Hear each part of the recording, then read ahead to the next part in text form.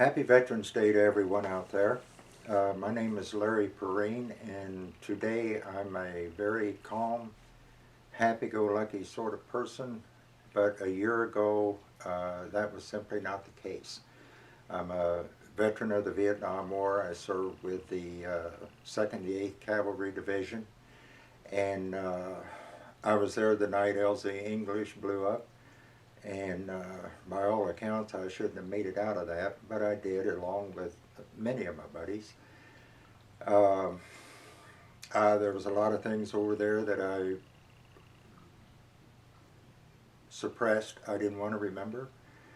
And it was just, anytime you're in a war zone, you're going to be in a traumatic place, no matter what you did over there or what you had to do over there. But I believe the hardest part for me was when I came home. I was over there a little over a year, and I could hardly wait to get home to the comfort and safety of the United States of America. And when we landed at Oakland Airport, we were met with rioting youngsters, I will call them, and signs. They called us baby killers. They spit on us. Our commanding officer told us to get changed into civilian clothing as soon as possible. I bought some at the airport and changed there. I was embarrassed because I did my job for my country. And it seemed like the tide was turned, that all of a sudden I was the bad guy and everybody who dodged the draft was the good guy. And that I could never get my head wrapped around. I was bitter. I resented everyone. I made no friends for 40 years. For 40 years, I kept a close watch on my wife and 4 children. If we went anywhere, I was still on point. I protected my kids. We even walk into church, and I would define the enemy, look for escapes, and come up with a plan of action. And I did that at Disney World. I did that at a restaurant. I was constantly on point for 40 years. I slept on an average of 3 hours a night. There towards the last, I would start having nightmares. I put my fist through a wall one night in a nightmare. I actually feared that I would hurt my wife. Last year, cutting to the chase, my 2 daughters came home and said, "Have you ever heard of tapping?"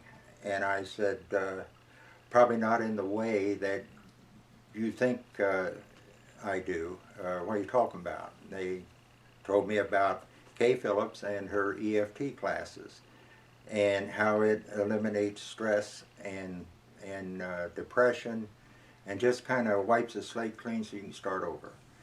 And I said, sure, I'm pretty confident that's going to work. I've seen many counselors in my over 40 years since I came back. But anyway, they talked me into coming, and I came, and she explained the procedure.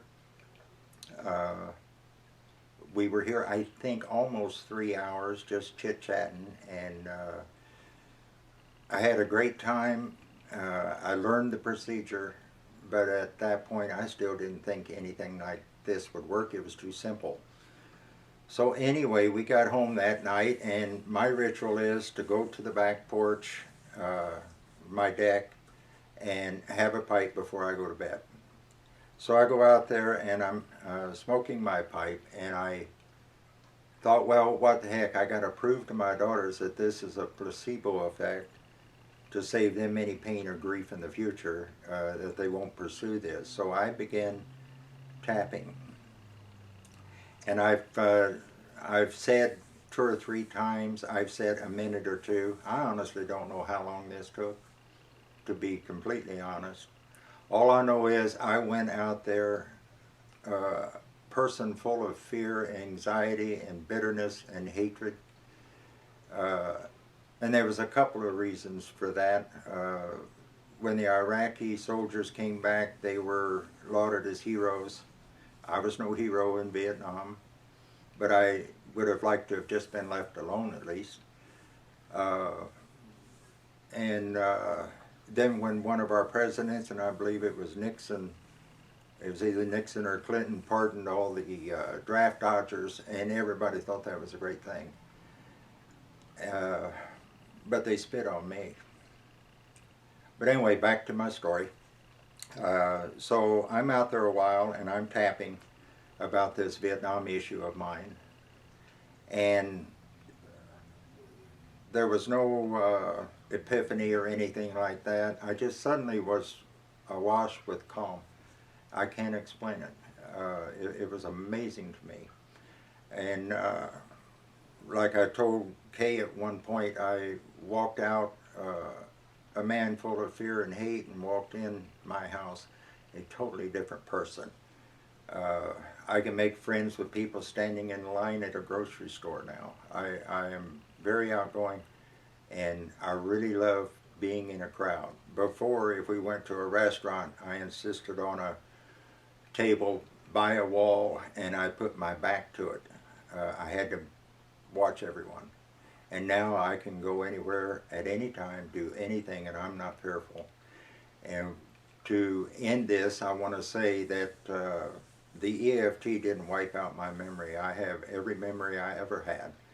I'm just able to understand that it's only a memory and it's nothing to be afraid of. And people are people, and they make mistakes just like I do. So they thought they were doing the right thing when they called me a baby killer, and I have no hatred toward them anymore. So again, I want to tell you, have a great Veterans Day, and if you get a chance to go somewhere and get a free meal, you do that. Thank you very much.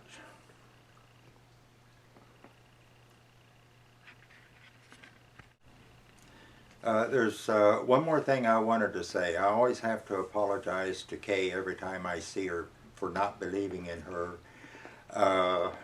And I do apologize to Kay for that, but sincerely, you have nothing at all in the world to lose if you've been to any counselors at all. You've tried that, now try this. I really think you're going to be very, very happy with the results. I didn't believe it. I don't believe you have to believe in it. I think it works, and don't ask me how. I just know I'm a different person, and everyone around me tells me the same thing. So I personally believe you owe it to yourself to give this thing a try. And I don't even know what EFT stands for. I just know it stands for Larry Feels Human Again. So give that a shot and see what you think.